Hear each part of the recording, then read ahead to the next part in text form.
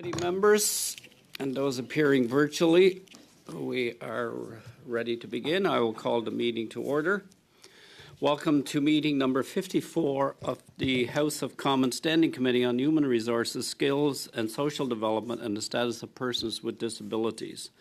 Pursuant to Standing Order 1082, the committee will commence a study of service standards for passport renewal. Today's meeting is taking place in a hybrid format pursuant to the House Order of June 23, 2022.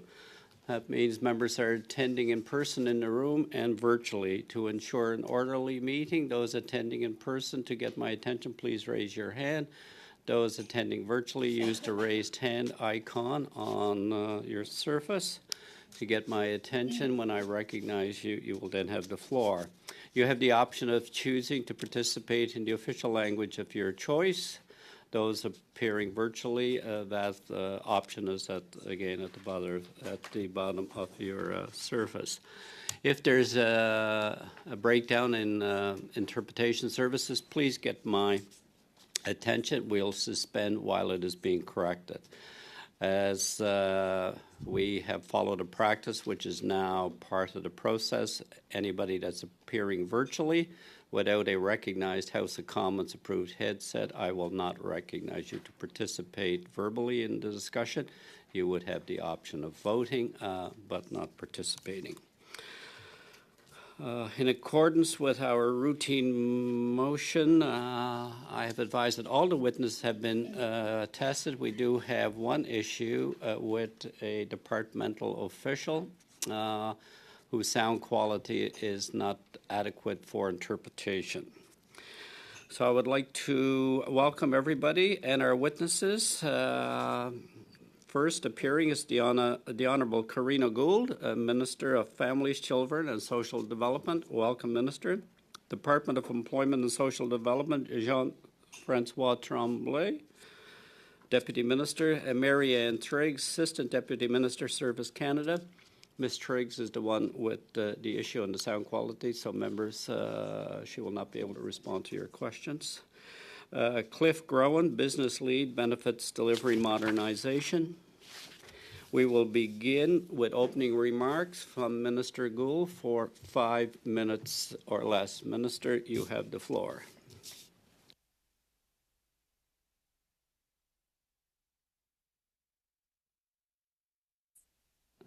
Minister, we cannot hear you. Sorry. Yes, okay. Can you hear me now? Yes. Okay, there we go. Good morning, and thank you very much, Chair and Committee, for having me today. First, I think it is important to recognize that for decades, the process of applying for and receiving a passport in Canada was one of the most seamless and predictable government services there was. The Government of Canada set a very high standard in getting citizens this critical document in a simple and timely way. Comme nous le savons tous. As we are all fully aware, there were huge setbacks in achieving this standard over 2022.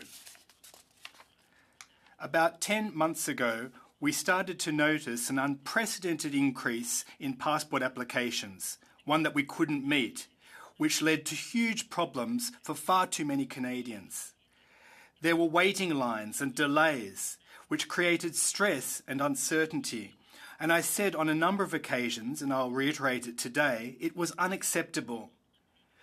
We undertook to address the situation. Service Canada worked really hard to take up these huge challenges and put the passport program back on track in order to meet Canadians' legitimate demands. Operational workforce from 1,365 employees in March to 2,639 in December. It expanded access to service for Canadians to more offices. It added processing capacity and streamlined operations. Staff worked thousands of hours of overtime, processing applications, printing passports, and helping Canadians directly on evenings, weekends, and holidays. Special attention was paid to make sure Canadians with an urgent need were served in time for their travel. And these efforts paid dividends, re-stabilizing the program by the fall. As of October 3rd, Service Canada began to once again deliver within the service standards, far well beyond 90% of new applications. However, there were still thousands of Canadians who applied well before that time who had to wait. Some of those Canadians may even just be receiving their passports now, despite having applied as early as the summer. I have seen these cases in my own office, as have MPs from across all parties. To those Canadians and others who have shown such admirable patience during this difficult situation, I once again apologize. Since its peak in August 2022, after dedicating resources to ensure these Canadians received their passports, over 99% of the backlog of applications have been processed. The backlog is now virtually eliminated. The 1,700 number of applications that remain are there for many possible reasons, and not every application results in a passport being issued. Some cases may have other complex issues to resolve, such as matters of child custody, eligibility, or integrity matters. Service Canada has assessed these complex files and is working diligently to complete the review and identify the appropriate outcome while ensuring passport integrity. The efforts and resources that have been deployed over the past year are now focused on maintaining service standards and anticipating growth in application volumes. The first wave of passports with the 10-year validity were issued in July of 2013. Service Canada is now well positioned to handle the 2023 influx of renewals and beyond. Aucun programme. No program or service is immune from crises, but that is not an excuse to be not well prepared. The lessons learned since spring have been applied, and if we were to face a new crisis in the future, the passport program will have done its utmost to be ready. I'm grateful to the staff of Service Canada that dedicated hours of overtime in the service of millions of Canadians in tough circumstances. Service Canada is there to help Canadians to get their passports. The offices of Service Canada are open at full capacity and adhere to service standards. There are going to be seasonal peaks, which might mean there are lineups at offices sometimes. With March break and summer quickly approaching, Service Canada staff are prepared to serve Canadians as quickly as possible. And now I'd be happy to take your questions. Thank you, Minister. We begin with Madame Ferrari for 6 minutes. Thank you, Mr. Chair, and thank you, Minister, for appearing today. Minister, do you know the amount of passports processed between April 2019 and March 2020? 2.3 million. Those are pre-pandemic, pre-COVID numbers. And so do you know the number of how many passports were processed between April and March of 2022? April and March of 2022. It's 1.273 million. So actually just over a million less during before the pandemic. And so in tabling to the committee, we have on record here you saying Service Canada simply couldn't cope with the unprecedented surge in passport applications that poured into passport processing centres across the country. But Minister, the numbers do not make any sense. You actually had less passports to process. So who's wrong here, the numbers or you? Minister, you're on mute. Well, let me just start off by saying that those numbers don't tell the whole story, because during the 2020 and 2021 years, we had a very reduced number of applications. So in fact, during 2020 and 2021, all of those passports were issued. The difference goes when you go into the month-by-month comparison. So if you look at December of 2021, January 2022, February 2022, we got about 130,000, 120,000 applications, and we were able to process that amount. Then what happens starting in March is all of a sudden that number jumps to 250,000, in April, 270,000, May, 287,000, June. Mr. Sorry to interrupt as we have such limited time here. Numbers increase. Sorry, but I think it's important to make sure that we have clarity on the record for what the actual story that the numbers tell. And clarity as well that the number is over a million less. So for you to say that you couldn't cope with the unprecedented surge doesn't reconcile itself. So moving on. Right, but Ms. Ferrari, it's but important to understand what the capacity for processing is versus what the application is. And so when you go from 1 month to another of a doubling of the applications, that's going to cause a strain in the system. And that happened consistently for about 4 months. Minister, I'm going to move on because your logic isn't adding up for us here. So virtually eliminated passport backlog. So that is what you've also submitted to the committee. Those are your words, that you've virtually eliminated passport backlog. But we have members, in particular, we have a member from North Okanagan Shoe Shop. He has a constituent write in that on January 14th of 2023, he sat outside in the rain for 3 hours before it opened with a lineup of over 80 people. Is that virtually eliminating backlogs to you, Minister? Ms. Ferrari, I think it's important to understand what the backlog is versus what happens at a Service Canada Centre. So you're okay with people waiting that long? Ms. Ferrari, if you could let me finish, that would, I think, help clarify the situation.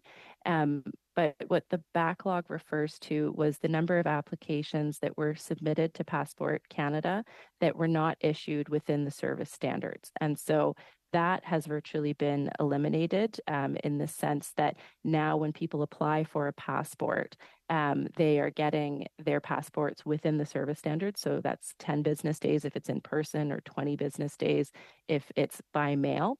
Of course, we don't want people waiting outside, but I can confirm to Canadians that there is no need to arrive at a Service Canada Centre or a passport office before it opens. They open thank at you for that. 8:30 at all of the busy centers. There are teams of managers triaging the line, usually from 7 or 7:30 in the morning, to make sure that they're serving people in a timely way. Thank you, Minister. I think, so just to go back to what you've just said of virtually eliminating the backlog, when we look at this information that's been presented, it says, with regard to Passport Canada, the following volumes of passport applications remain in processing. So 20 business days, which is your now service standard, and older, there are almost 22,000 of those. 8 weeks, which is 40 business days and older, there are almost 20,000. 3 months or 65 business days, 20,000.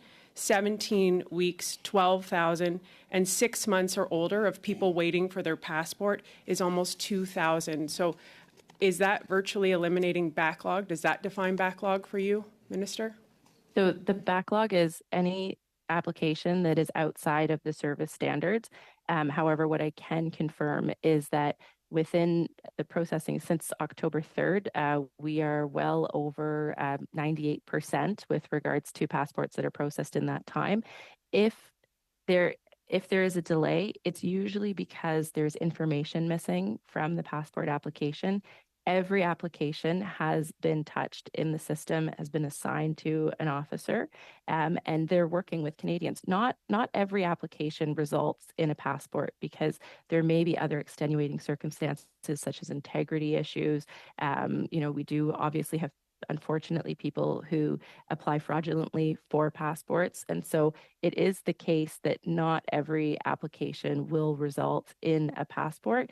And those that remain in the system are usually the most complicated cases. And so often there are custody issues. And I'm sure you can appreciate that we want to ensure that, we are doing everything we can as a government, as Service Canada. Thank you, Minister. Make sure that we are providing integrity in the service. Thank you, Madame Ferrari, and thank you, Minister. Now to Mr. Collins for 6 minutes. Thanks, Mr. Chairman, and good morning, Minister. Welcome back.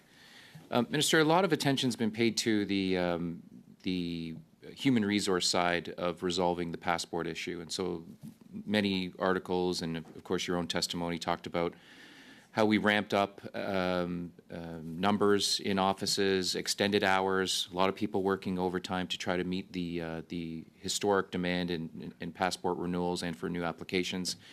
But not much has been said about the technology and the investments that have been made to prepare us or better prepare us for future events that might put us in the same situation as we were in 2022. And so can you speak to the investments that have been made by the department and by the ministry as it relates to maybe replacing antiquated systems that may have been in place?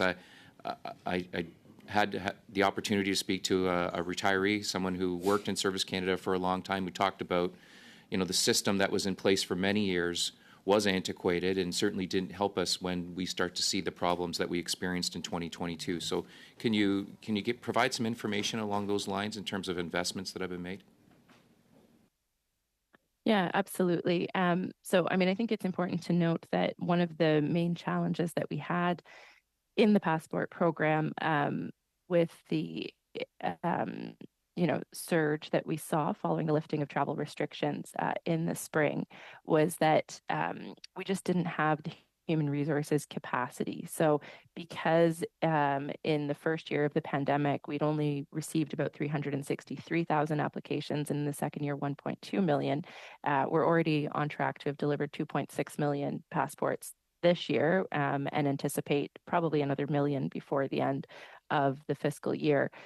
We did have to increase our human resources capacity, and we doubled that workforce, which has put us in a much better position to respond to the demand that there is for passports. But at the same time, there was also a recognition that this is a very paper-based application process. It's very much an analog system in what is a digital world, and it doesn't always meet the expectations, clearly, of Canadians in terms of receiving this service. And so we made a number of changes originally. You may not have known this, but until this summer, if you went to a Service Canada Centre, you could drop off an application, but you weren't actually able to check the status of your passport or request a transfer.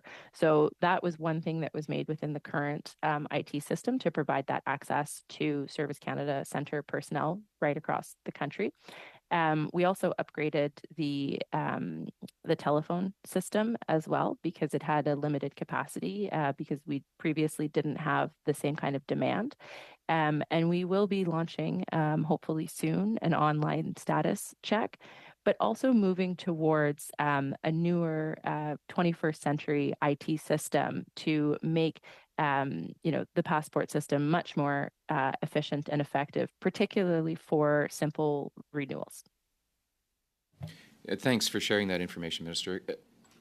On the 10-year passports, they will be expiring soon, and I know that you've made some public comments in terms of what the department is doing to better prepare ourselves for the influx of passports that we're going to see with that date coming upon us. Could you let us know how we're preparing for that surge and how we're maybe better prepared this time around to assist with those application renewals for those who have a 10-year passport in their hand right now? Yes, certainly. So it's important to note that the first 10-year passports were issued in July of 2013. So the first 10-year passport renewals will happen in July of this year. And so we understand that this is going to be, a big influx. And in fact, the fact that Service Canada has doubled the existing workforce is going to help with that. We also expanded passport services to 13 additional Service Canada centres across the country, and we have plans to increase that by another 25 offices within the next fiscal year, which will expand access. And there's something very important about that because we see in busy urban centers, it's not just the folks who live in those centers that go there to get their passport renewed. It's also people who are coming from more remote areas. And so the more we can spread out the passport program around the country, the less busy those urban centers are going to be, and the more access people in rural or remote communities will have to passport services. And we've also maintained the simple renewal process for anyone who has had a valid passport that has expired within the last 15 years. Thanks, Minister. I got about a minute left, I think. I've just asked, for those people who are planning to travel abroad in 2023, may need to renew or apply for a new passport, what's in store for them as travelers? I know no one has a crystal ball, but can you give some assurances that we're not going to experience what we did in 2022?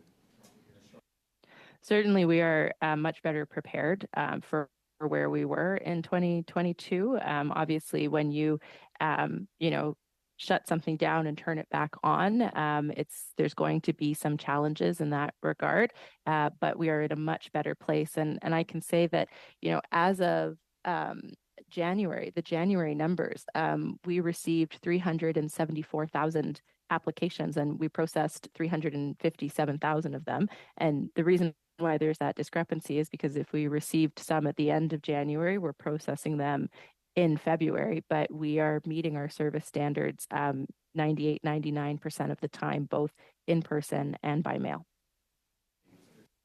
Madam Minister, Madame Chabot pour 6 minutes. 6 minutes, please. Thank you, Mr. Chairperson, and thank you, Minister, for your attendance and your appearance before us today. Right off the bat, Minister, I'd like to thank you. We received your speaking notes before the committee started, and I read it, and I admit that your speech was predictable. It's all too easy to speak about what's going well, about being within service standards and that everything is fine and dandy. But the passport crisis that we endured was completely predictable. As of last spring, we asked you questions at HUMA about the issue. And even in the previous fall, your own employees who did exemplary work sounded the alarm bells that there would be a surge in passport renewal applications. It's not like it appeared overnight. It was a huge fiasco, Minister. And I had expected greater accountability about what went on. Now, you said in your opening remarks that it created stress and uncertainty for Canadian citizens. I'd venture to say that it did far more than that. It created a breach of confidence in terms of your capacity at Service Canada to provide accessible and quality services to all Canadians. Do you acknowledge that the crisis we endured was predictable, Minister? Merci, Madame Chabot. Thank you, Minister. And I agree with you regarding the exemplary work of Service Canada staff. They worked extremely hard in very difficult circumstances. Now, I also agree with the fact that this crisis was predictable, but what we didn't expect was the quantity of applications that we received. And that's why, as of January, we hired more staff at Service Canada because we knew full well that there would be a surge in passport renewal applications. But as you also know full well, it takes time to train employees and to get everyone up to speed at the passport office, officials, etc. But we knew that when the restrictions would be lifted, there would be a surge in passport applications. But what we did not predict, what nobody predicted, was exactly when the travelling restrictions would be lifted. And that created a lot of stress, or placed a lot of stress on the system, and as you pointed out, on Canadians who, after 2 years, were chomping at the bit to travel after 2 years at home. Minister, last week, the Parliamentary Direct Budget Officer stated in a Senate committee on Tuesday that the passport situation was a huge catastrophe, a huge disaster, and oftentimes ministers aren't able to self-assess in the wake of such challenges. It's all too easy to say, oh, the crisis is over, we've got ourselves up to speed, we're organised, we're within service standards now. But what about your self-assessment?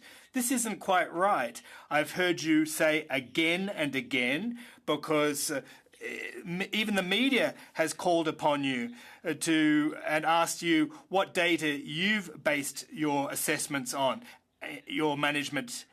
And you know that Canadians and Quebecers were in waiting lines. At question time, there were a lot of questions about the ticket system that also turned out to be a fiasco. And members' offices were overwhelmed. We had to hire more staff to work 24/7, 6 days a week, in fact, to work to address an unprecedented demand.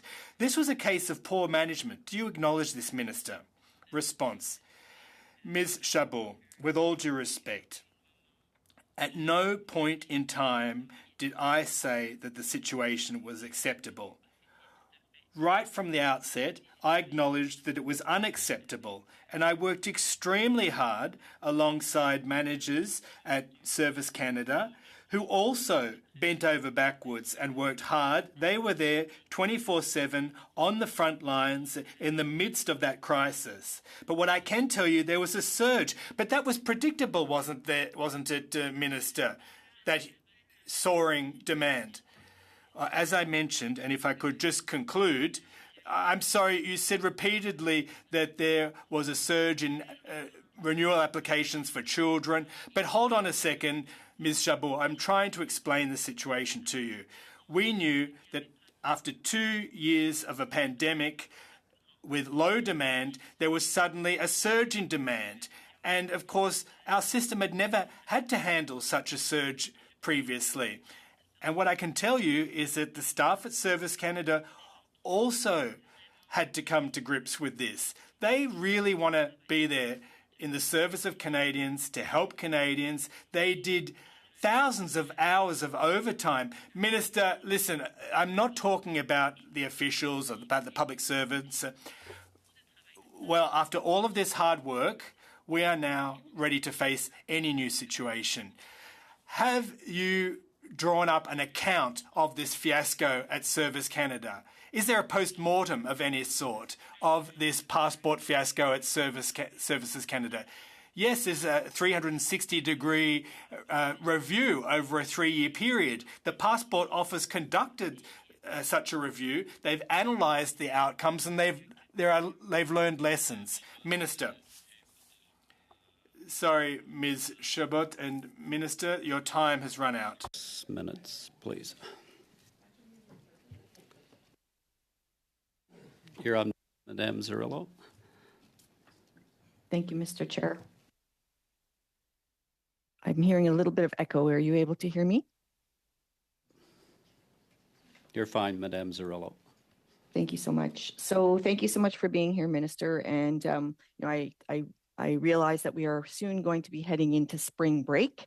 So I just wanted to get some confirmation from you that, yes, you feel confident that the spring break rush will be accommodated for. Yes, I absolutely do. As I mentioned, in January, we received 373,000 applications, which is 100,000, almost 100,000 higher than at any point in the past 3 years. And we are meeting our service standards over 98% of the time. Thank you. Minister, while you're here, I wanted to have the opportunity to talk to you about poverty and community supports. As part of your mandate letter was the advancement of the Community Services Recovery Fund. And I just wanted to talk about that, Minister, because that's what's of importance in my riding right now. I had a meeting this week, actually, with a number of women's organizations that have put a pre-budget submission to talk about loss of funding for the capacity building grants that they've had in the past. LEAF, YWCA, Oxfam, Elizabeth Fry, Canadian Council of Muslim Women, they're all concerned how this is going to impact families and children in the community when they lose this capacity funding. We all know that COVID-19 has had a huge impact, a disproportionate impact on women and gender diverse people at this point in time. So I just wonder, this organization or coalition of women's groups have asked for $25 million over 5 years in relation to capacity building funds. And I'm just wondering if you could just expand a little bit on what's happening with community services recovery funds, and if they could benefit from that, because we cannot afford to lose this capacity that's built in the communities at this point in time, for sure. Sure, I'd be happy to. Thank you, Ms. Arillo. I guess there's kind of two things here. One would be applications through Women and Gender Equality, through the Department of Women and Gender Equality, that I think has specific dedicated funding for women's organizations. But then there's the Community Services Recovery Fund, which is a $400 million fund that is being administered through three national funders, the Red Cross, the Community Foundations of Canada, and the United Way. And they have an application portal that's open now to charities and not-for-profits to apply for funds that would be specifically for capacity building, for HR, for wellness amongst staff, because we know that the pandemic has had a huge impact on everyone, but it's also hit the charitable and not-for-profit sector particularly hard, who provide services to Canadians. And so this fund was really launched in response to consultations that my predecessor, Minister Hussein, did with that sector and asking them what they need. And this is directly in response to what they have asked for. And I believe that the application portal is open until February 21st. And so if you have charitable or not-for-profit organizations, certainly encourage them to apply. There are grants between $50,000 and $200,000. And there's both a local stream and a stream for national or regional bodies as well, recognizing that this is often funding that is not tied to programming and is not usually available to these organizations. Thank you, Minister. I know there's a lot of anxiety in the community. A lot of organizations have really built capacity and had to build capacity because the need is so high in community. So I want to just put that in your ear that we are looking for supports for women's groups. That's often children are involved, and it's getting very, very difficult right now with the price of food. That's the other thing I want to talk to you about right now. So the school food program, the impact on children right now, the cost of the inflation, and just the cost of food. So in regards to that, I know that there is conversations in the Agricultural Committee and with the Minister of Agriculture around food security, but there's more conversations rising right now. And I know you've met with a number of groups around food security and food banks, and just wanting to understand how that could intersect with your ministry and how those conversations are going, because what I'm hearing from the ground is they want this intersection between agriculture and your ministry, Minister.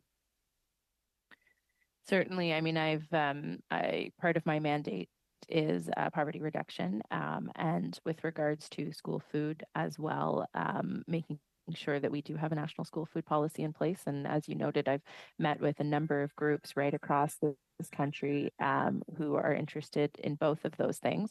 And in fact, I'm not sure if it's happened yet, but I have a poverty reduction council, and Minister Bibeau has a food policy council.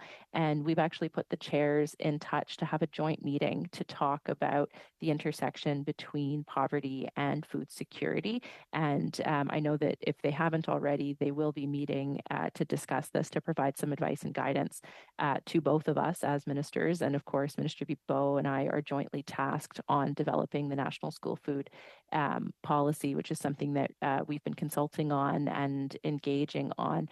But I think what's really important about this is recognizing both the links between food insecurity and poverty, but also where it is different, and making sure that we are developing policies and programs that address people who are living in poverty and people who are food insecure. And so I think this joint meeting and this new relationship between these two councils is going to really help us have a better understanding and a better approach when it comes to addressing food insecurity and poverty in Canada.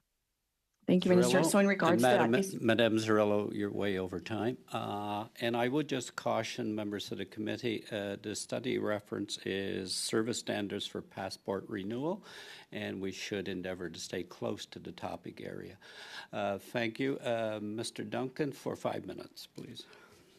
Thank you, Mr. Chair. And Minister, thank you for being here this morning. I'm going to try to take my 5 minutes to summarize a lot of frustration that millions of Canadians have had when it comes to the performance of Passport Canada and yourself over the past several months. I had to chuckle, though I'm not a regular member of the committee, but I did notice in the introduction for our notes here that you were asked to appear to the committee to answer for this before December 14th, 2022. And I said to my staff in preparation this week, you couldn't even meet the customer service standard of the committee about the customer service failures you've had the last several months with Canadians, and kind of the height of irony, if you will. But I think your appearance here this week is timely, because you might say that I'm a bit frustrated or angry of what's happened here in the customer service to Canadians. The Parliamentary Budget Officer this week had quite a scathing review, in contrast to the rosy picture you were trying to paint here this morning of how things are well. He appeared at a Senate committee and had quite a few things to say about your leadership in the department that you're responsible for.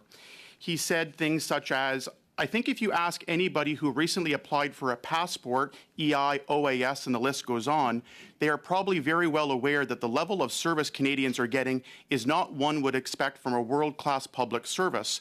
He says another one is passport specifically, which seems to be better, but still not great, and said something is not right. And then he frankly called out some of the stats. I think it was virtually eliminated, I think would be reference to this. He said, I'd be curious to see in the next departmental results report what Passport Canada will claim are their achievements the next time we see the results. I wouldn't be surprised if they claim some sort of success despite the disaster we've seen in the last couple of months. There is clear room for enhanced leadership to improve service delivery for Canadians. That wasn't months ago when we were in the chaos. This was actually this week about where we currently stand. Minister, is the independent PBO wrong, or are you? Hi, Mr. Duncan. Nice to see you, and thanks for joining the committee today. Just to be clear on your opening comment, I was actually scheduled to appear on December 14th, but the House rose and the committee canceled the appearance. So I was very much looking forward to appearing at that time, but that was decided because the House rose that we would push it into the new year. So that's not something that was my decision. That was a decision of the committee. With regards to the passport program, look, I have been clear from the beginning. It was unacceptable what happened in the spring, and Canada should never be in that position, and Canadians should never be put in that position. I do want to clarify, though, that with the in-person service, obviously there were long lineups, and the experience of Canadians to get a passport was not appropriate and should not have happened, and we have changed how that experience takes place now at Service Canada centres and passport offices. But for the in-person 10-day service, the service standards were met the entire time. So if someone went to a passport office, they did get their passport 93, 94% of the time within the 10-day standard. The challenge was in the mail system, and that's where we saw huge delays, and that's where we saw the backlog. Where if I could just go in the back and forth that, sure. if I could, just because the point about that, there were millions of Canadians that attempted to go and stand in line, and after 8, 10, 12 hours walked away and couldn't submit their application. So the 10-day time frame was met for those that were lucky and waited with lawn chairs and everything like that for days on end or overnight or showing up at 2 o'clock in the morning. So we're not counting in there the millions of people that just walked away in frustration and couldn't get it in a timely manner. But just in the interest of time, if things are so rosy in terms of the workforce and the increased number of staff, one of the things I noticed is on actually in the Library of Parliament report, with the stats on workforce capacity, in November, you stopped publishing those online and giving regular updates. If things are good and are getting better and are now fine, why did you stop publishing them? We continue to update the passport information online. We can send you the link and you can check it, because we do think that that's something that's very important. But I do want to say that there were a lot of lessons learned, obviously, from this situation. And, you know, very soon after we saw those reports, particularly out of Montreal, which was the apex of the crisis the week leading up to the Saint Jean-Baptiste holiday in Quebec, we very quickly instituted new measures to make sure that everyone who arrived at a passport office was seen by a manager, was assessed, was given an appointment, was ensured that they got a passport. Was it pretty? No. It was very messy. And I would argue that just in my remaining time left, running the clock out here. And the situation is very different now. I could try to have some equal time and just to respond to say the system being very broken. There were many people turned away and couldn't get that appointment because they left in frustration. So again, I think that's deceiving in how we do that and speaks volumes about this never should have happened in the first place. Minister, you should have known this was coming and Duncan, caught thank you. Your flat-footed. time has gone by. And I just want to clarify, the minister correct. This committee sets its own agenda, not the minister, and the committee chose its schedule and calendar. Mr. Coteau, for 5 minutes, please. Thank you so much, Mr. Chair. Excuse me. Thank you so much, Minister, for being here today to join us. There's no question that there was a lot of frustration and things were the system was not responding to the needs of what constituents and Canadians across the country were expecting.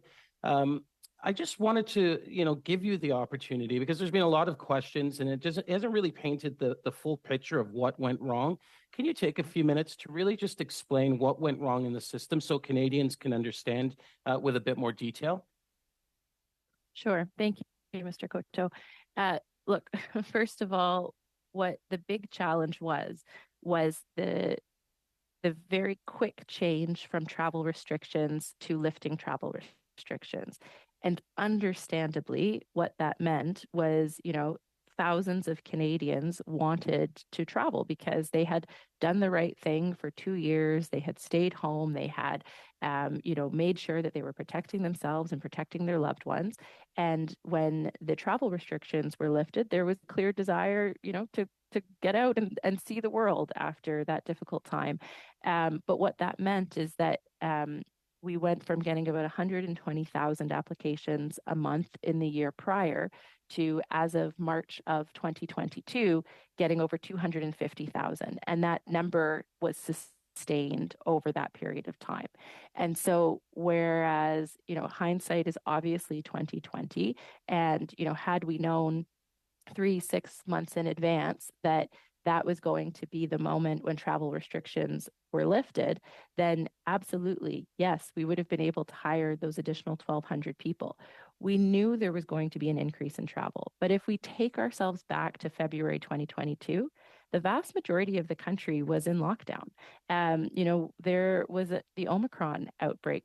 The country wasn't thinking about traveling.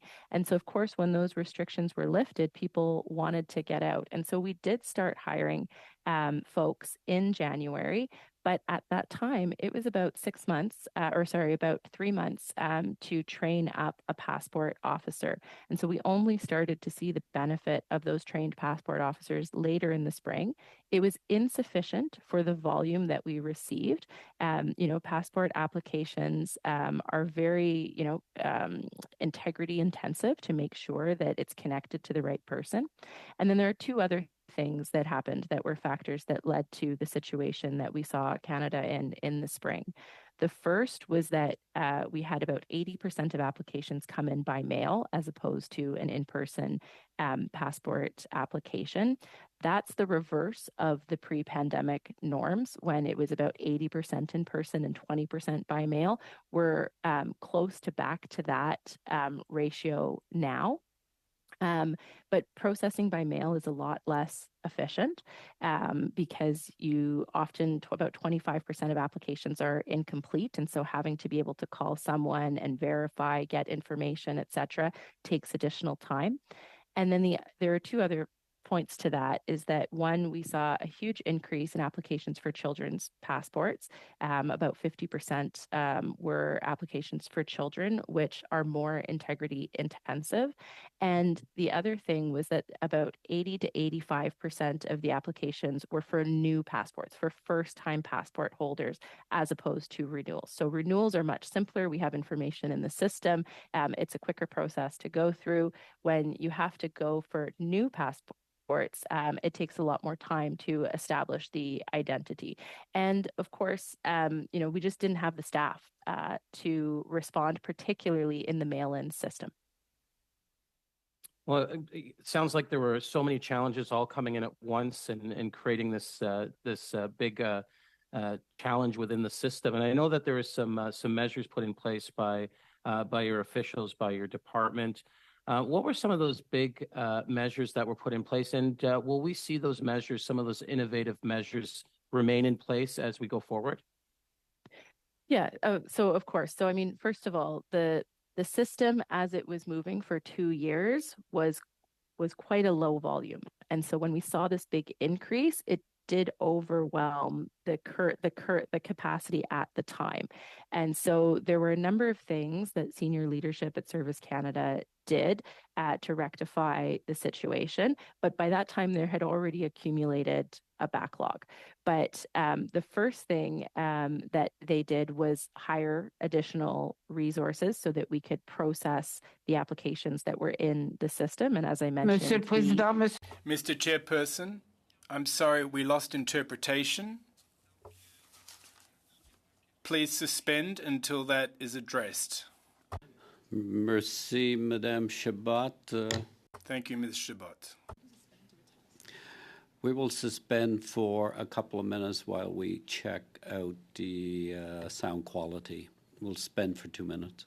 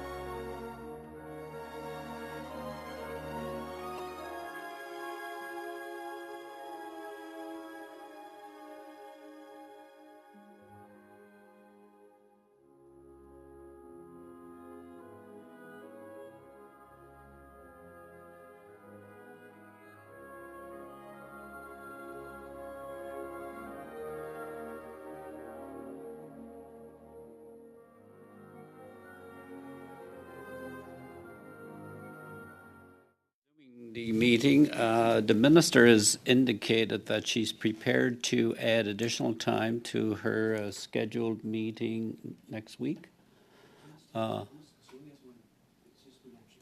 Does two. Monsieur le Président. Mr. Chairperson. Mr. Chair.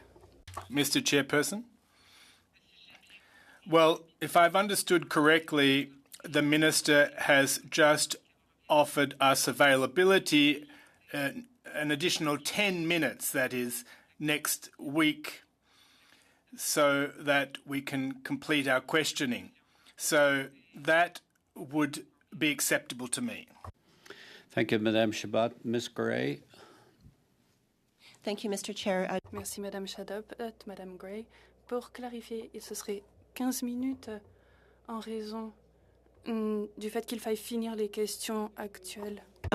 Mr. Chairperson, I don't have any interpretation. So, but my question is the minister going to choose to be here in person next week, or will she also be virtual next week? Madam Minister? For clarification. Clarification? I will be there in person on Tuesday, so Yeah. if that makes it easier. Okay. Madame Chabot, is that okay with you? Are you getting the interpretation now? Oui, puis Yes, and don't worry, interpreters. I thank you very much for your work. It's not an easy job. Yes, it suits me, Mr. Chairperson. Ms. Gray? Thank you, Mr. Chair. And it's not a matter of to use the minister's comment of making things easier. It's actually so that things function, because we know that when people potentially work from home that there could be internet problems. So if the minister's committing to be here physically in person, then that'll eliminate that potential issue. Okay, there seems to be consensus, so just that we're clear, we will add the additional time slot to the next time the minister comes to conclude this round, which was 2.5 minutes to Madame Chabot and 2.5 minutes to Madame Zarello. Mr. Chair? Yes. But then also we would have another round on the Conservative side and the Liberal side as well, which is normally where we would have ended at, which is what we've done with other ministers. Where there was 5 minutes left of the. There was about 5 minutes of questioning time, which tends to be 7 minutes. So we were down to about 2 or 3 minutes left to our regularly scheduled hour. We did start a minute late. So, Mr. Chair, just to clarify, if we look at when this all started, we had that full 15 minutes when this issue started. And if we look at the questioning with the other ministers that we've had here, that's the exact timeline that we've had. So that this all started. If you look at when the clock, if you look at when the clock actually was, which I was here, we had enough time for, as you mentioned, for the Bloc and NDP to finish their lines of questioning and then go to another round for the Conservative and the Liberal, and we had enough time for that when all of this translation issue started. Well, actually, when the issue with the ministers, just to clarify, when the issue with the ministers' internet connection started. Thank you. Okay, Madame Chabot, do you have your hand up? oui, Yes, I agree with my colleague. According to my math, there was about 10 minutes left, Mr. Chairperson. And I understand the situation. Even the minister has acknowledged it. Now, the minister is available in person next week and can offer us that additional 10 minutes. That's great and warrants our respect. And there'll be another minister that week too. Mr. Long, then Mr. Gray. Sorry, Madame Gray. Chair, thanks and good morning. We would certainly agree to one more round. I think there's been a few hiccups through the whole hour, so an extra question for the Conservatives and ourselves isn't going to hurt, in my opinion. Thank you. Ms. Gray. Thank you, Mr. Chair. And just to clarify that for the next meeting, this would be added on to the meeting so that we don't lose time with the other work of the committee and the other minister that's going to be here next week, that this would be in addition to the full time of the allotted time of the committee. Well, on that, Ms. Gray, I'm at the control of the majority of the committee. I can only extend with the wish of the committee.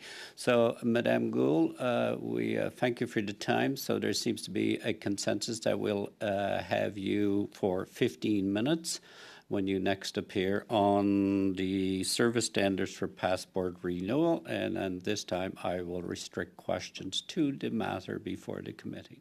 Mr. Chair? So, Mr. Chair, just to clarify, then at the will of the committee, I would like to make a motion just so that we solidify it for next week, that the extra time that would be added on for the current minister would be in addition to the normal committee work that we would do next week, just so that we're clear that that we all agree to that today. Okay, Long? maybe our clerk can help, but what is the schedule for next Tuesday? I should have it in front of me, I apologize.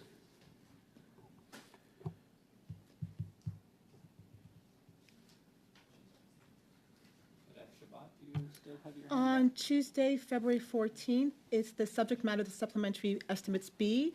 It's the Minister of Families for the first hour.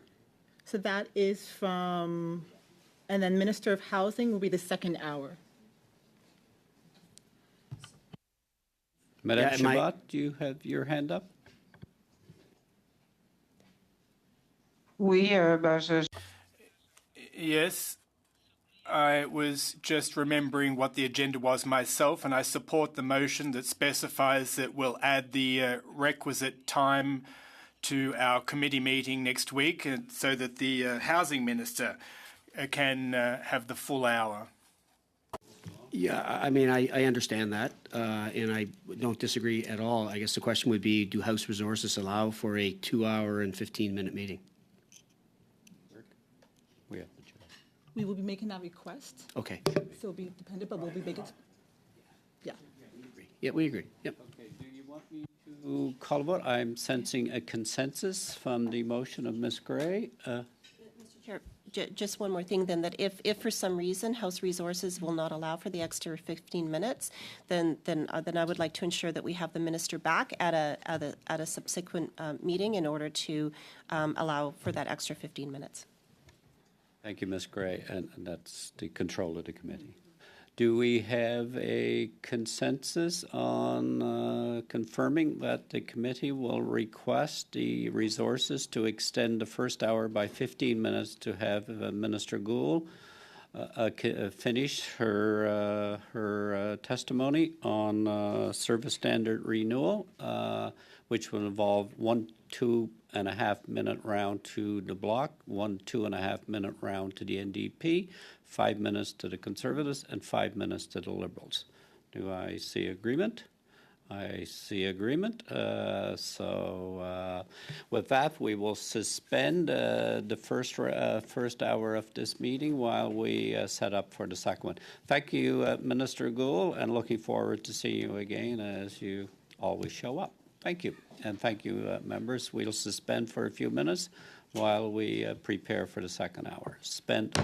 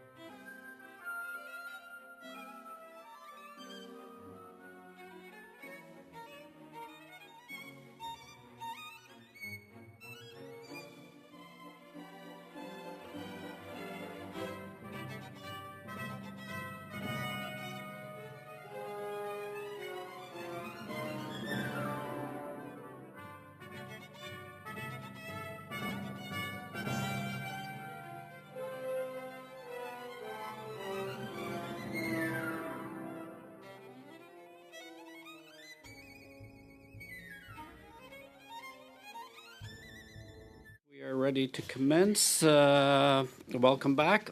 The second part of the hour, the subject matter of Supplementary Estimates B 2022-2023. Vote 1B under Canada Mortgage and Housing Corporation. Votes 1B and 5B under Department of Employment and Social Development. I would like to make a few comments for the benefit of the witnesses that are appearing in the room as well as virtually. You may choose to speak in the official language of your choice. Interpretation services are available. If you lose interpretation services, please get my attention by raising your hand, or if you're appearing virtually, use the raised hand icon and we'll suspend while it is being corrected. All comments must be addressed to me as chair, and wait until I recognize you. As I indicated, this meeting is taking place in a hybrid format, virtually and in the room. I would also like to welcome two members to the committee temporarily, Madame Roberts, as well as Madame LaRouche. Welcome to the committee. As well as Minister Kamal Khera. Minister, welcome.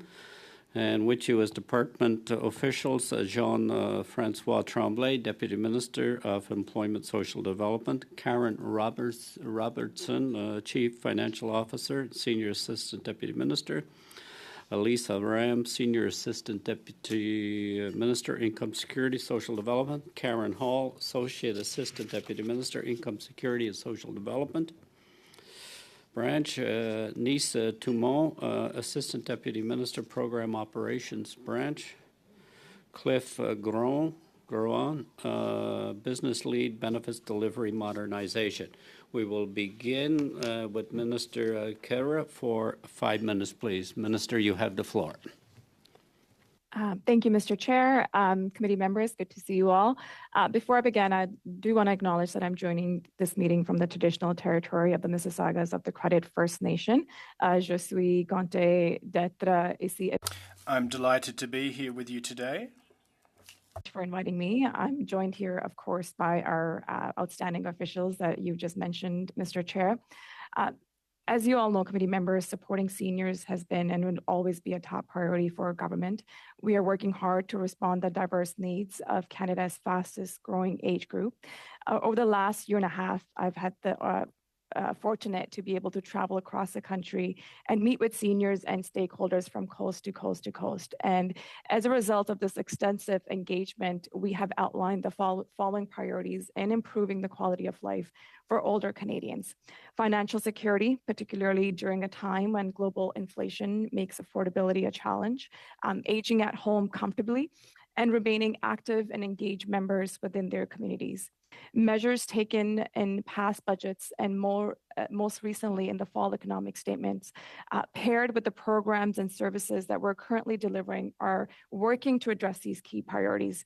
We're putting more money in the pockets of seniors, supporting efforts to age at home, and empowering seniors in their communities.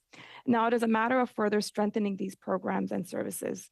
And in terms of the progress, I want to speak to you specifically on the recent work done on old age security, funding for the benefits delivery modernization, and of course, funding for the New Horizons for Seniors program.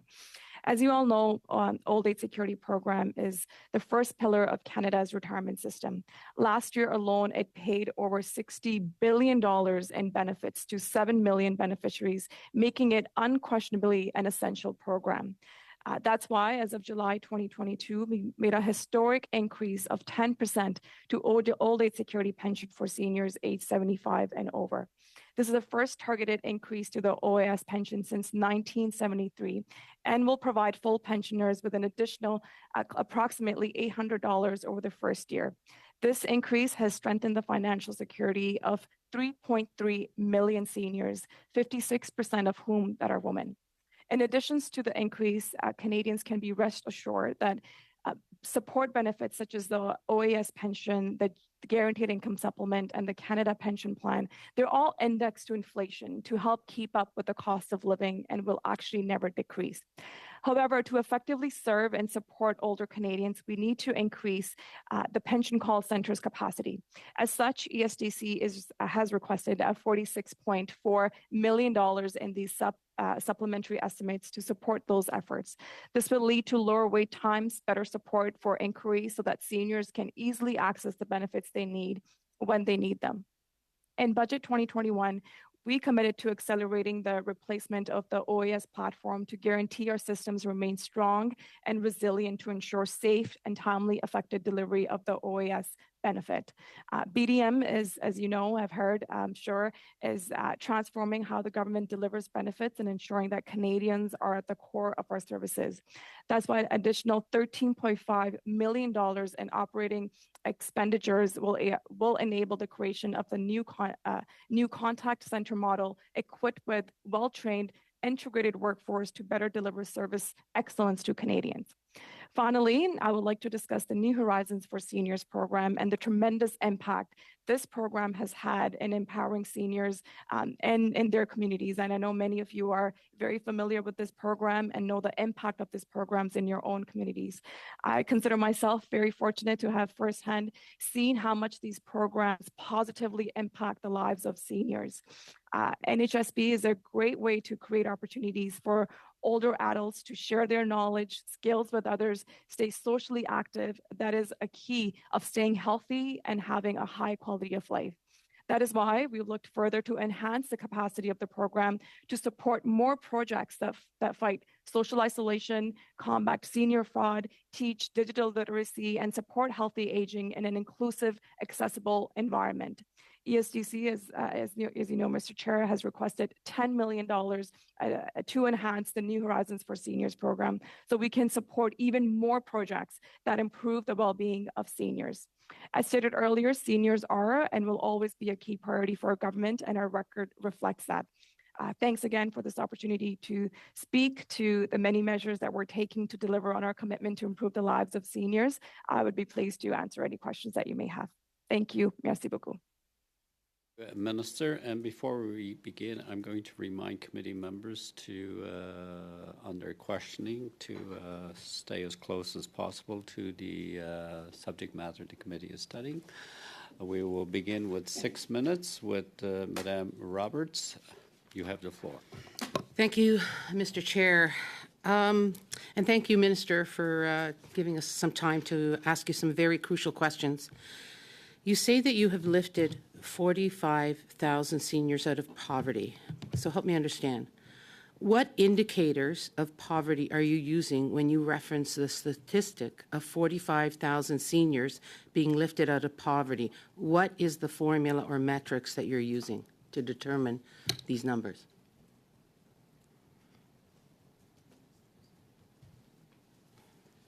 Minister, you're on mute.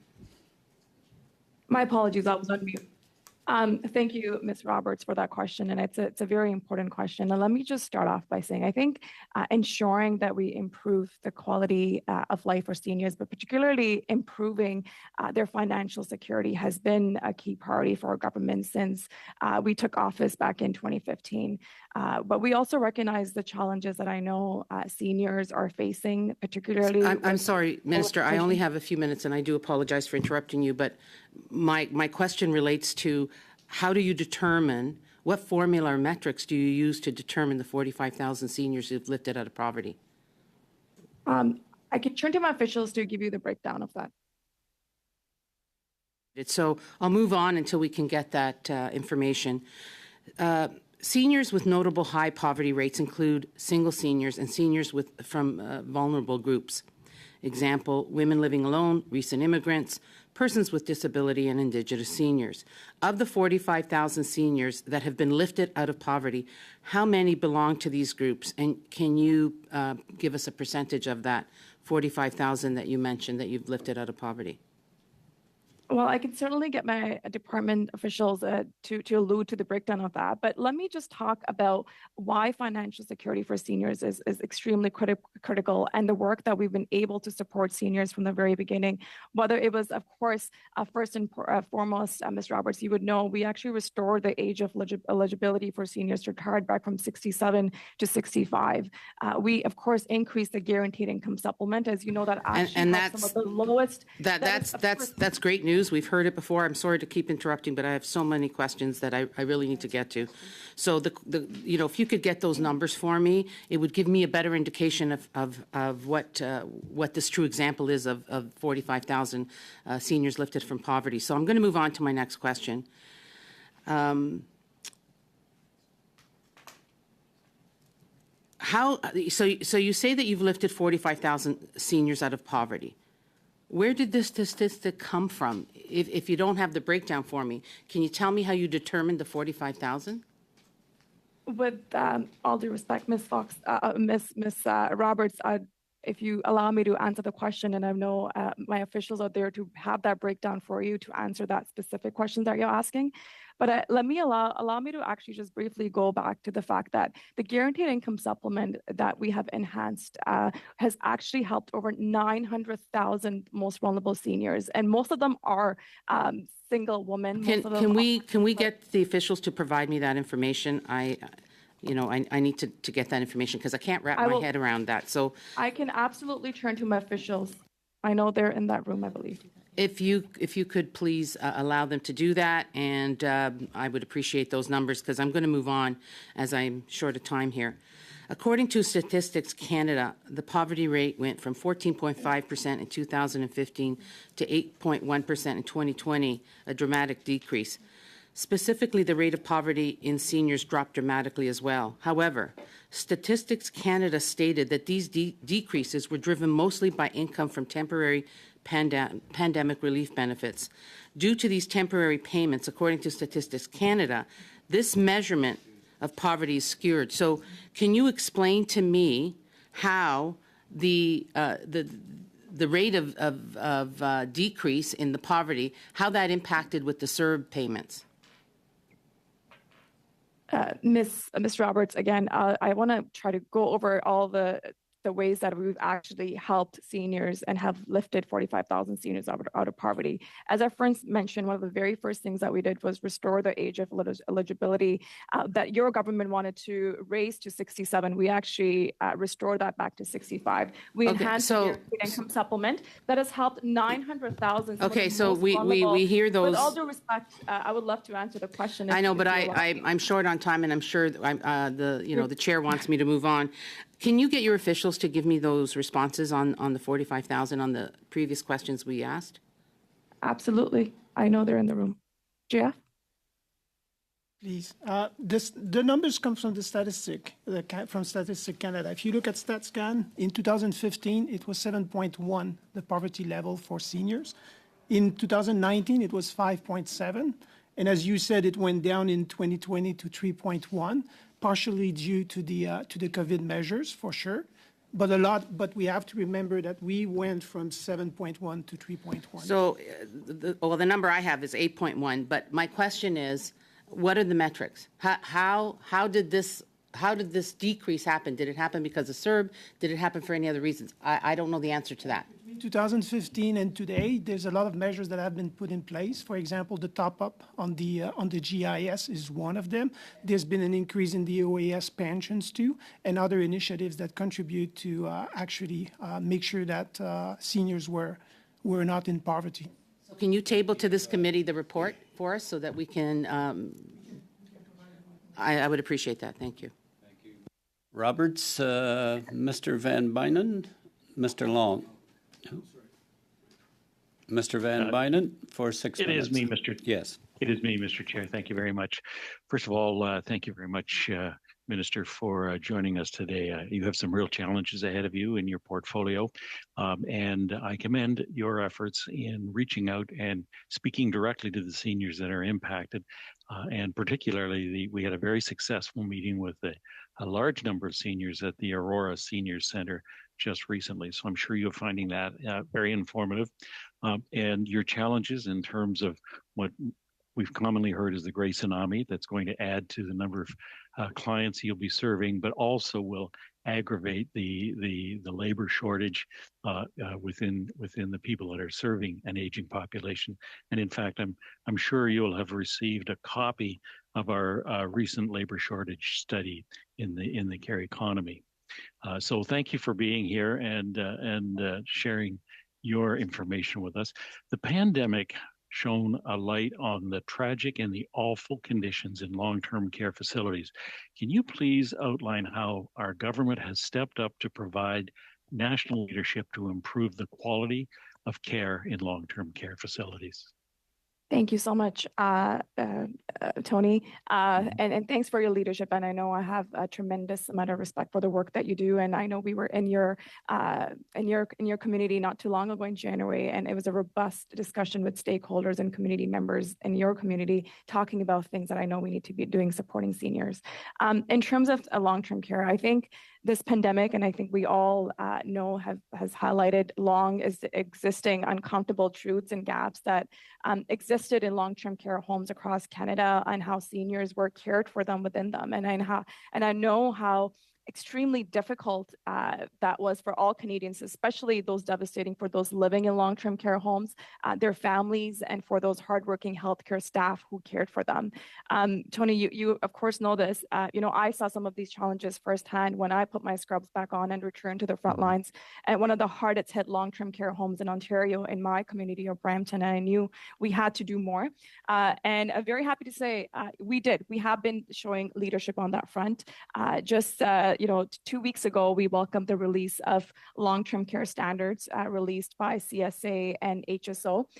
We actually provided CSA and HSO, which is for the committee members that may not know, it's the Health Standards Organization and Canadian Standards Association, and funding to these organizations to support enhanced engagement on consultations. Canadians can feel extremely confident that their voices are reflected in the new standards that have been announced, and these new national standards are providing guidance to long-term care homes for delivering safe, quality care, while also making sure that we're providing that support to healthcare workers. More importantly, that we are centered on the needs of residents. And, we're setting the bar high so that all seniors, regardless of where they live and where they are in the country and in these facilities, get the best care possible.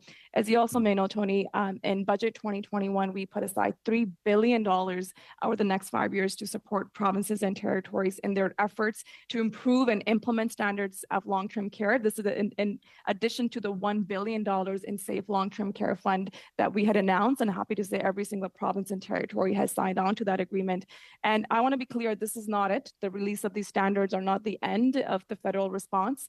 There's a lot more work, as had been announced, just last week on our health funding. There's an awfully lot of work to do, and we're committed to doing more work with provinces and territories to make sure seniors, regardless of where they live in the country, get the best quality care that is rooted in dignity, safety, and respect. Thank you. I mentioned earlier that we just completed a study on the shortage of healthcare workers in the caring economy. Healthcare workers are the heart and soul of our healthcare system, and they continue to go above and beyond to support Canadians every day. Can you please inform the committee the work that you're doing to address the healthcare worker crisis that exists in Canada?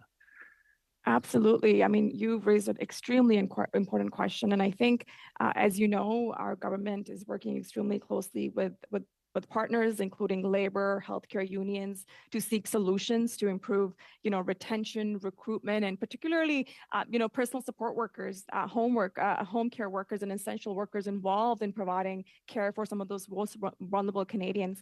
Earlier this week, Tony, you know this, we announced that we're going to be providing $198.6 billion in additional federal funding over the next 10 years to improve improvements in healthcare. This includes planned increases to the Canada Health Transfer, of course, new funding of $48 billion over the next 10 years. I think this is a major new investments that we're making that making sure, that providing that support to provinces and territories. But we also know, Tony, as you know, this money is not the answer. We need to make sure that there's real, tangible results for Canadians. So we will sign agreements with provinces and territories to make sure Canadians have access to family doctors, nurse practitioners, support for people who power our healthcare system and reduce backlogs, help people with, to get good mental health, substance support, and of course, ensure that health information is available to where they are. And of course, I do want to take a moment to recognize all our tremendous healthcare workers, nurses, doctors, personal support workers. As you know, we also are infusing $1.7 billion over the next 5 years to provinces and territories to implement a goal of reaching a minimum of $25 an hour pay increases to the personal support workers, who I know have been working extremely hard over the pandemic and really are the forefront of supporting seniors in long-term care homes and in home care. So a lot of work ahead of us, but really looking forward to making sure we provide support to those who have been providing support to us from the very beginning. Thank you, Minister. Mr. Van Bynen and Madame Minister, Madame LaRouche pour 6 minutes, Ms. LaRouche. Thank you very much, Mr. Chairperson, and thank you, Minister, for being in attendance today. Now, I never know what to say when I hear that your government's priority with respect to seniors. And Minister, you said that you toured and crisscrossed Canada. Did you come to Quebec by chance?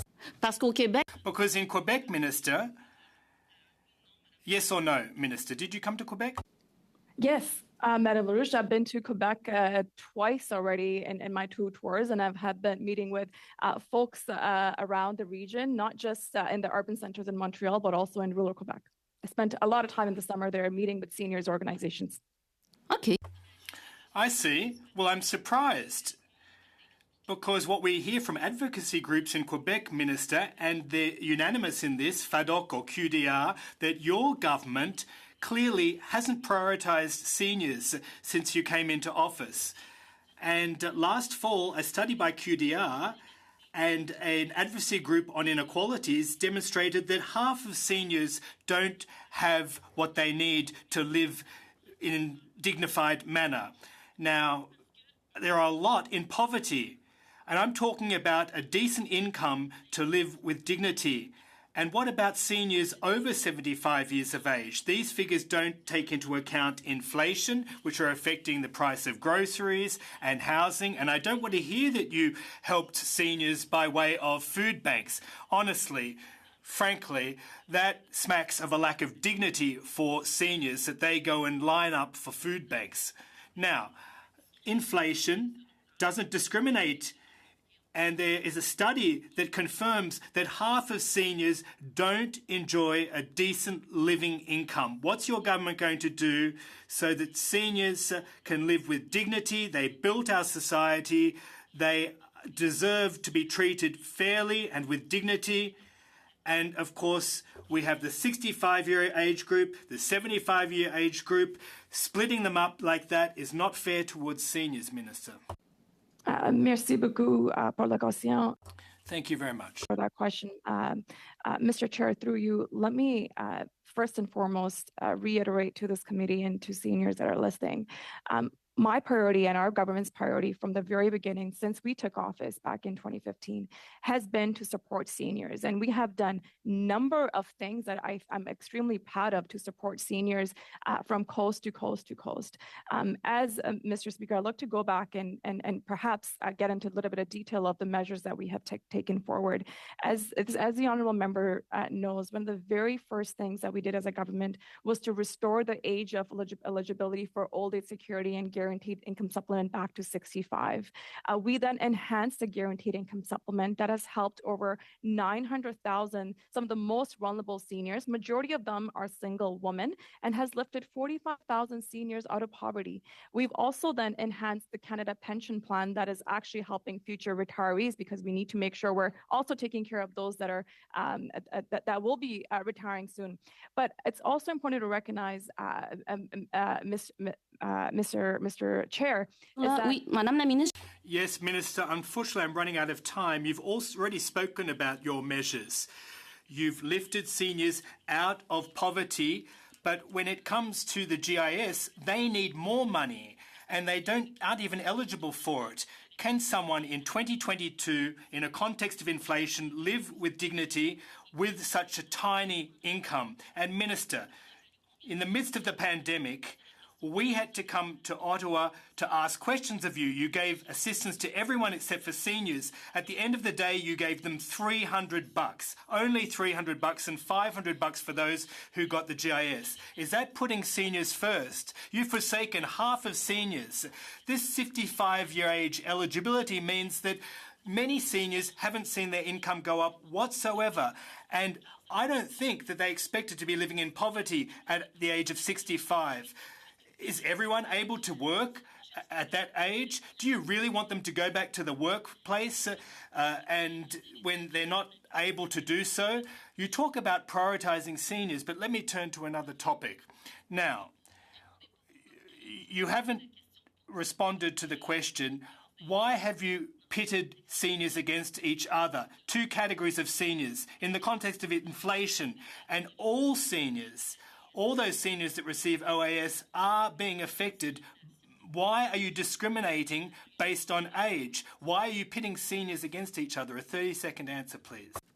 With all due respect to my colleague, Mr. Chair, first and foremost, I want to clarify something, that all the benefits that the Government of Canada has put forward to support seniors, whether it is old age security pension, whether it is guaranteed income supplement, whether it is a Canada pension plan, all these are indexed to the increase of cost of living with our increase to the global inflation. And these numbers, and so seniors... Madame la Minister, indexation. During the pandemic, some seniors didn't even get the equivalent of a Tim Hortons coffee. It's not me saying this, it's FADAC. The way of this indexation method does not work anymore. You need to take into account the increase to the cost of living. Seniors have written into me, they've got an increase, a top-up of about a couple of dollars to their checks, and we need to discuss how the OAS checks are being calculated and factoring in indexation. Madam Minister, a short answer, please. Again, Mr. Chair, through you, I would like to reiterate the fact that all the benefits that the Government of Canada has put forward, particularly old age security and guaranteed income supplement, they're indexed to inflation. They actually increase with the cost of living quarterly, every few months. And as you also know, Mr. Speaker, this is not it. I mean, one of the very first things, particularly when we returned in the last fall, one of the very first things that we put forward as a government was targeted support to Canadians that need it the most. And that is, of course, that's how we doubled the GST credit, which puts an average of additional $225 in the pockets of Canadian seniors. We've also delivered on a $500 one-time top-up to the Canada Housing Benefit for low-income renters, which I know many of the seniors, I've actually spoken to seniors in my own community that had benefited for that. We've also launched, Mr. Speaker, an affordable $20 a month high-speed internet plans for low-income seniors that are on guaranteed income supplement. So we have, and I'm sure I'll get to a point where I'll be able to answer a question, and with full length and talk about all the measures that we have put forward to make sure seniors, regardless of where they live in the country, have the supports that they need. Financial security and strengthening their financial security has been a priority for us, and we're going to continue to make sure we deliver for them. Thank you, Mr. Speaker. Thank you, Minister. Madame Zarrillo, for 6 minutes, please.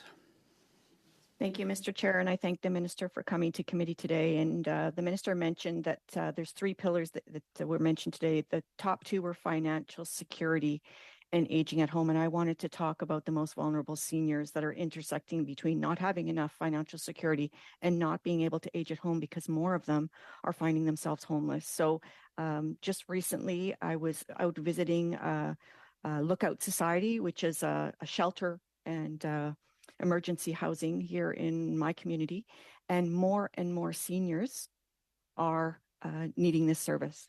On top of that, I was yesterday at a local seniors housing development. They want to expand their ability to offer seniors housing. They have some bids forward in projects in our community. They're finding themselves unable to keep up with the amount of seniors that need rent in my area here, region of Vancouver. under $1,200 a month or even $1,400 a month they'd like to be able to do, and it just doesn't exist. So, Minister, my question is really around this fact. The other thing I wanted to add is seniors that are going into hospital and are being discharged from hospital and have lost their homes because they couldn't afford to pay the rent. So these are the things that are happening in my community here out in the region of Vancouver area. So my question is about poverty in seniors and what statistics are being used to measure the seniors that are living below the poverty line, and how are you going to fix it?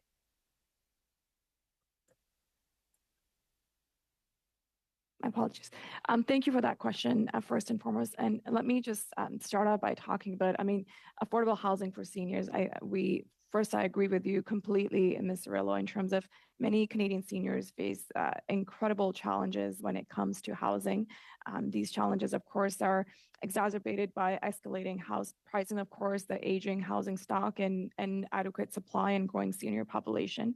And as you know, Madam Cirillo, helping seniors access affordable housing and stay in their homes and in their communities is a top priority for our government. We've done many things. As you know, you'll be hearing from, I think, my colleague, the Minister of Housing, who I work extremely closely with.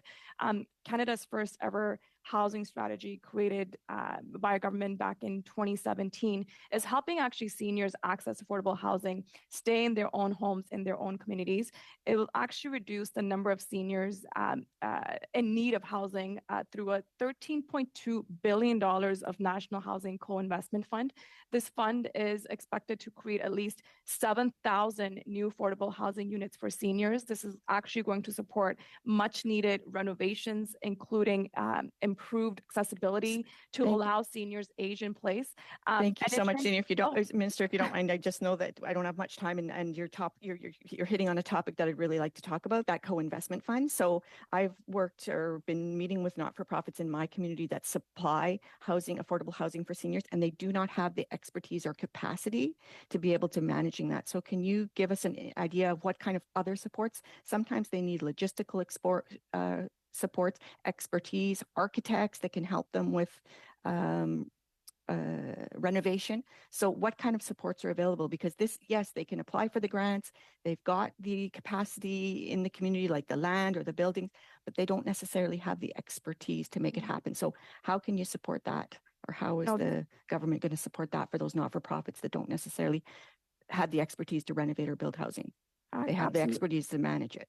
Absolutely. I think that's a very important question. And I know, as I mentioned, my colleague, Minister of Housing, will be also preparing before the committee who holds this portfolio. But there's a number of things also I do want to highlight that we're addressing in two parts of your question around, when you talk about aging at home and aging in their own community as long as possible. Something that I've heard is extremely important for seniors. Few things we're doing on that front. First, as you may know, Madam Cirillo, we of course put in significant amount of billions of dollars in home care with provinces and territories, which was of course again reiterated again in the announcement on health transfers just this week. But also want to talk about an initiative that we put forward, which is an Age Well at Home initiative. This provides practical supports to some of those lowest income vulnerable seniors, provide them with Ms. Rolla, you may know this, and this is something I've heard from talking to seniors. Sometimes you need very little.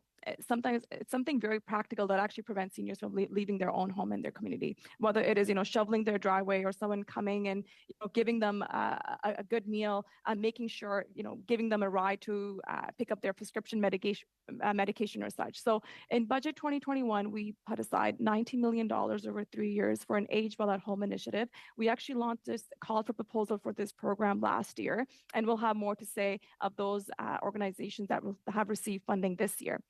One of the other things that we've also done, Madam Cirillo, is just a few months ago, both Minister of Health and I actually tasked our National Seniors Council to look at, to serve as an expert panel to what an aging at home benefit could look like. And they're working tremendously hard on this front. And I'll come back to this committee again to showcase some of the results of that study as well.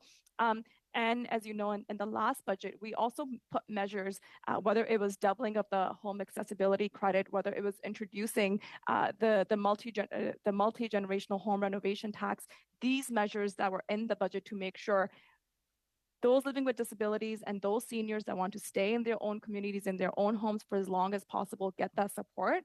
And we're always looking at different ways how we can continue to support them. Thank you. And I just wanted to talk a little bit about the $500 rental subsidy. So I'm wondering. Short question. Some of the seniors in my riding and some of my colleagues' riding, they've had clawbacks based on their $500 rental subsidy. And I just wanted to ask you what steps that you took to mitigate this clawback.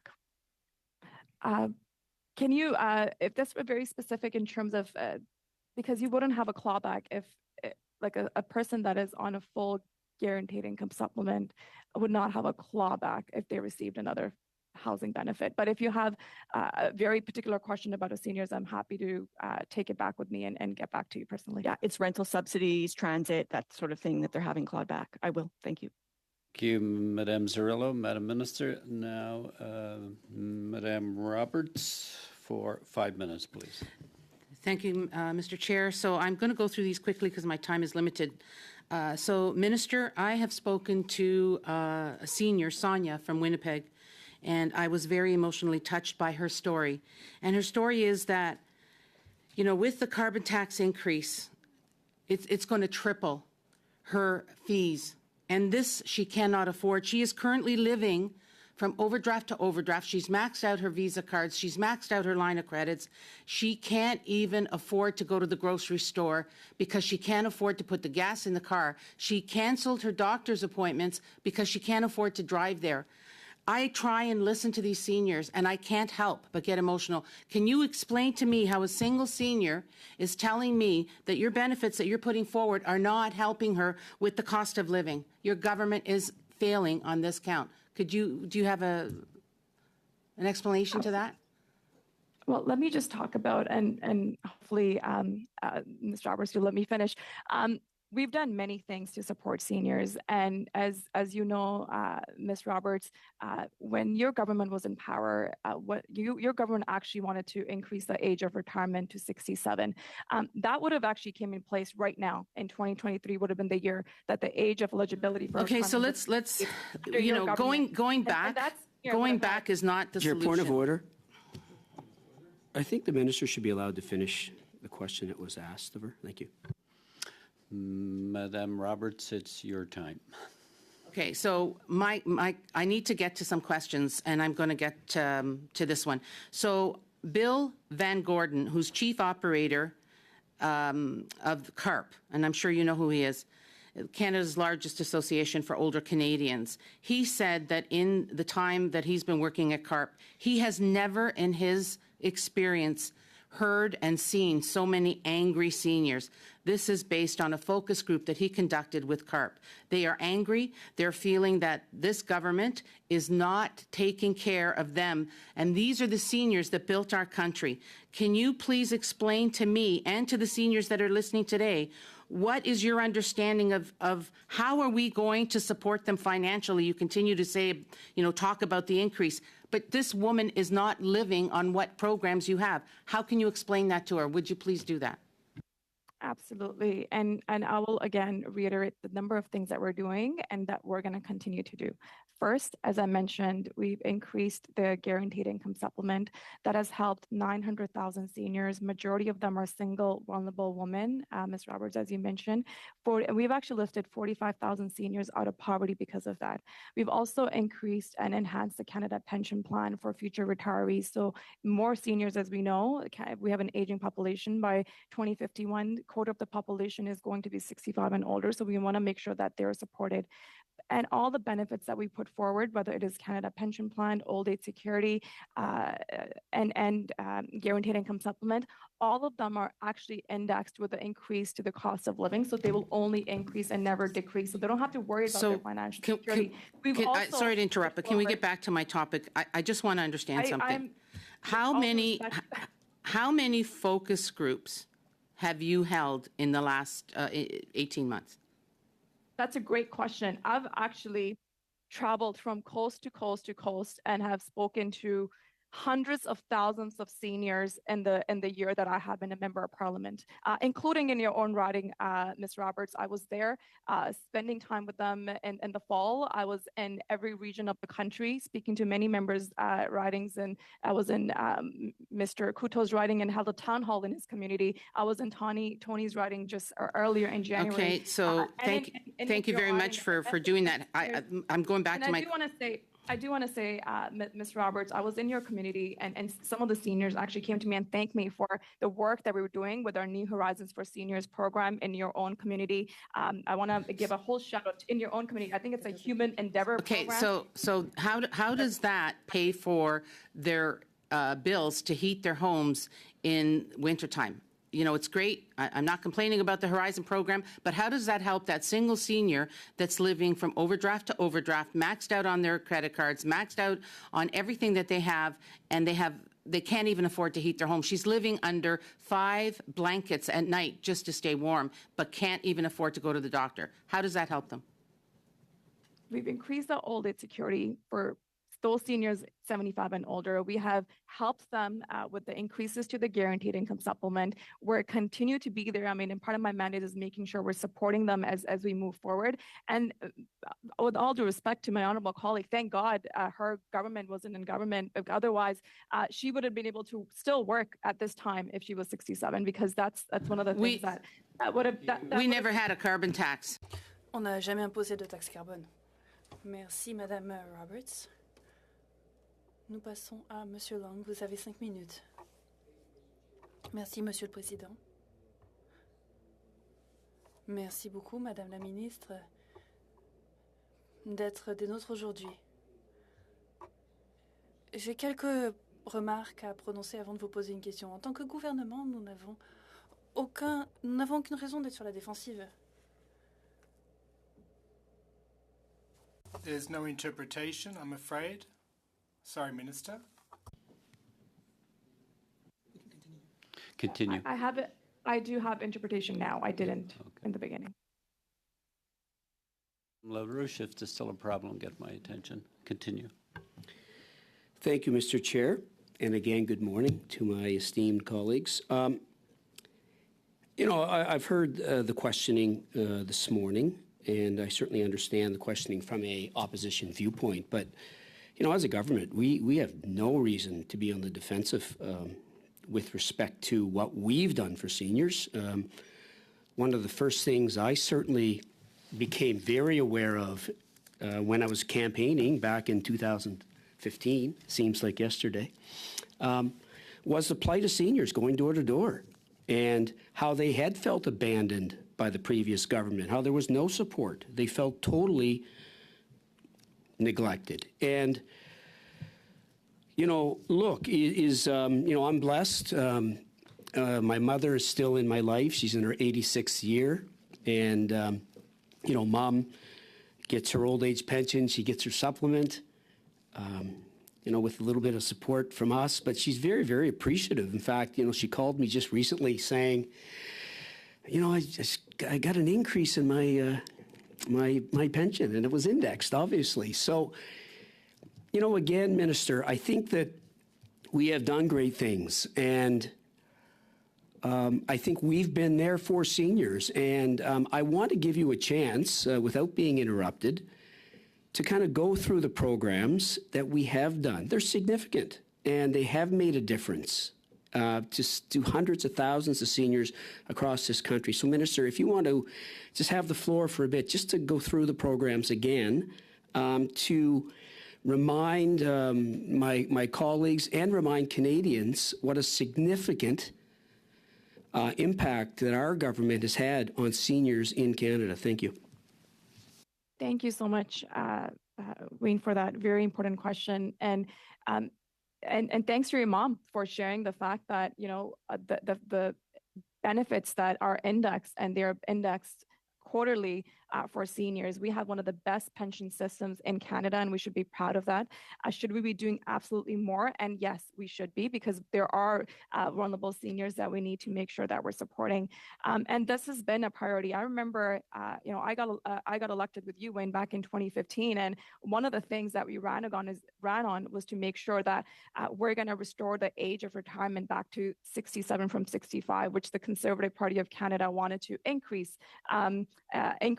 for seniors and wanted them to work longer than they would have been. And you know what, Wayne? That would have came into force this year. Seniors, at the time that we're seeing all these affordability challenges throughout the country, if the Conservative Party of Canada was in government, seniors right now would have been working even more. And we know the challenges that they would have been going through right now. So thank God to you for the work that you did your own community to make sure we support seniors. So as you know, we restored the age of eligibility for old age security and guaranteed income supplement back to 65. We then increased the guaranteed income supplement. And I do want to spend a little bit of time on this measure, because this is a measure that supports some of the lowest income seniors in our country. Majority of them are most vulnerable. Majority of them are single women that we're supporting. And I know because of this measure, 45,000 seniors have been lifted out of poverty. This measure alone has helped over 900,000 seniors in our country. We've, of course, enhanced the Canada Pension Plan to make sure that we're thinking of those future retirees and making sure that they have the supports as they move forward. And of course, just this last July, we fulfilled our commitment that we made to Canadians by increasing the old age security pension by 10% for those 75 and older Canadians, because we know Canadian seniors are living longer, which is a good thing. But that also comes with increased costs. That also comes with, they're more likely to have a disability, or they're more likely to have challenges. Yeah. And that's why we increased that. So. Ministers, my time's precious here, but I thank you for this. I do have another question, and we always hear from our colleagues about people that come into their office and comments from their constituents. Well, I had a constituent. I happen to be in Market Square, where there's a seniors complex, and I have lots of seniors come in my office. And true story, I had a senior come in my office a few months back, and he asked my advice about Bitcoin. And the senior actually said to me, look, I've heard on TV the leader of the opposition talking about Bitcoin, and do you think that's a good thing that I should invest in? Now, obviously, at that age, I was like, whoa, hold on. You shouldn't touch that. Can you just talk briefly about what would have happened with seniors if they had have invested in that? Oh, my goodness. Thanks for that very important question, Wayne. Let me just say, I think the Conservative leader had a very specific plan to Canadians on opt-out of inflation, and it was to invest in volatile cryptocurrency and Bitcoin. And that is completely irresponsible advice for so many seniors that are on fixed income and are facing affordability challenges. By my accounting, if a senior had taken his advice and invested $10,000 of their hard-earned retirement savings, it would be worth approximately $5,000 today. Seniors' hard-earned money is not a joke. And I see some of our colleagues laughing on the other side. It's not a joke. We know global inflation has made it extremely difficult for many people. But point of order, Mr. Chair, would have seen their savings completely. Madam Minister, point of order has been raised. Point of order. Thank you very much. The minister had made the comment that others were laughing on the side, and there's two of us on this side here, and neither of us were laughing. So I just wanted to clarify that. I'm not sure. Yeah, Madam Great, that is not a neither of us were that's laughing not a point over of here. order. Okay, Madam Minister, we'll conclude with that. We'll now move to Madame Lavrouche pour 2 minutes. 2.5 minutes. Thank you, Mr. Chairperson. Well, listen, I'll ask another question of the Minister. As you're aware, last fall there were 70,000 new retirees, million retirees, including millions of Quebecers that didn't receive their OAS when expected, despite the fact that they paid into the system for their entire lives. Once again, this is a flagrant example of your government's incompetency. And, Minister, these are Quebecers that are entitled to receive their pension that are paying the price. Could you please follow up on this and ensure that going forward this issue is settled and that seniors who were supposed to get their pension that didn't do so have been forsaken by your government, that this whole issue of the 70,000 new retirees be addressed once and for all? I'm happy to definitely turn onto my officials for your specific question, but I will just say ensuring seniors have support to accessing information about their pension benefits is an extremely important and utmost importance to our government. As you know, the Old Age Security Program is one of the largest programs of the Government of Canada in 2021, 2022, paying $60.8 billion of benefits to 6.9 million Canadians. Minister, I don't need you to explain the OAS program to me. I want to know if the 70,000 seniors that didn't get their check because the government wasn't able to send it to them, has that been addressed, or do we need to follow up on this further? I will happy to turn to Cliff, but I can tell you that the funding that we have put in subs, which is doing $46.4 million to increase the old age security workforce capacity, is exactly that, to make sure that seniors get all the benefits that they deserve and get that. But I'll turn to Cliff or anyone. Well, I'll listen to Cliff, but Minister, I do want to hear what Mr. Cliff has to say, but I'd remind you that all the measures you're referring to, CMHCS, these are general measures. The OAS, they are general measures, and they won't help seniors' financial situation in the long term. Now, New Horizons is all well and good. It helps seniors remain active and engaged, but that isn't money in their pockets to help them to pay for their medication or their groceries and make ends meet. You need to increase the OAS. And poverty, Minister, they shouldn't be in poverty from age 65 and up. You weren't able to answer my question. How is it that you're pitting different categories of seniors against each other? Mr. Cliff, for your response, please. The 70,000... Madame LaRouche, the time has expired. I would also like to caution members to keep in mind the interpreters, those that are providing translation services, and if you could speak slowly, it would greatly assist the interpretation. We will now move to Madame Zerillo for 2.5 minutes. Thank you, Mr. Chair. And I do want to revisit the rates of poverty and the extreme conditions that are happening in Canada in relation to seniors. And, I don't want to see what's happened in healthcare happen to seniors in housing and poverty rates. Like we can forecast that there are going to be many seniors that are going to need income support. So I want to revisit this OAS conversation around 65 to 75. The price of a loaf of bread is the same whether you're 65 or 75.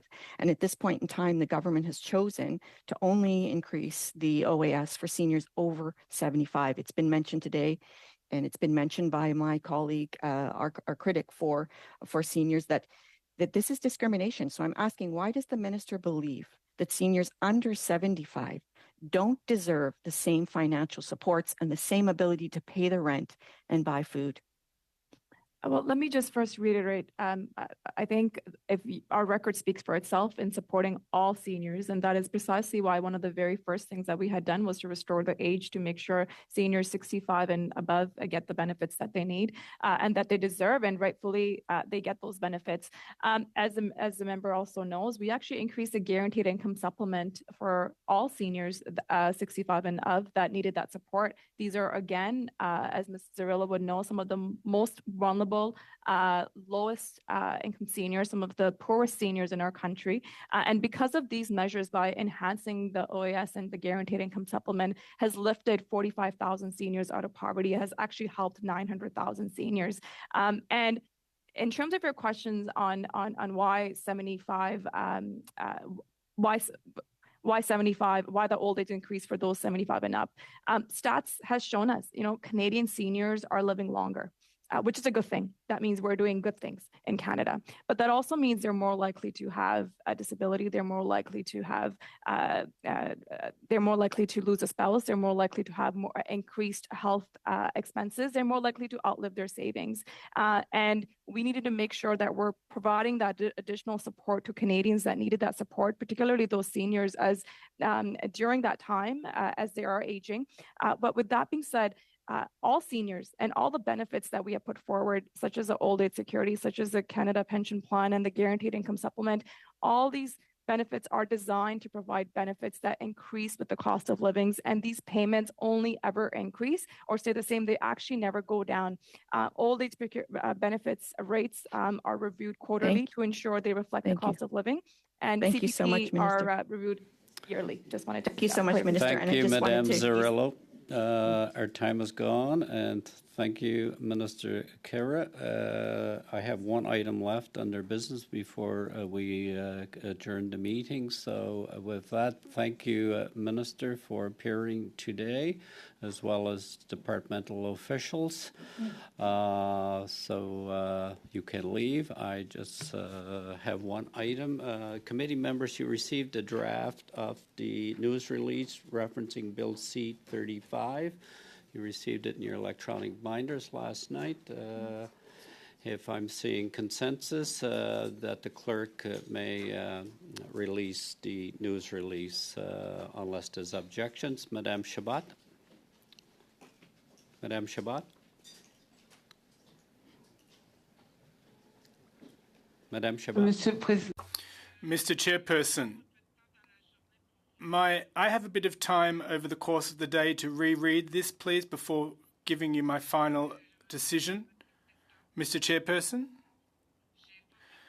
I haven't had an opportunity to read the news release yet. I'm sorry. Can you give me up until 4 p.m.? Thank you. There shouldn't be an issue, but I'd like until 4 p.m. to read over it. Thank you. And I'll let you know as soon as I'm ready by email. Thank you, Mr. Chairperson. For all committee members then, if we do not hear from you by 4 o'clock, the press release will be released as it is been presented to you. Thank you so much, committee members, for this morning. With that, the meeting is adjourned. Adjourned.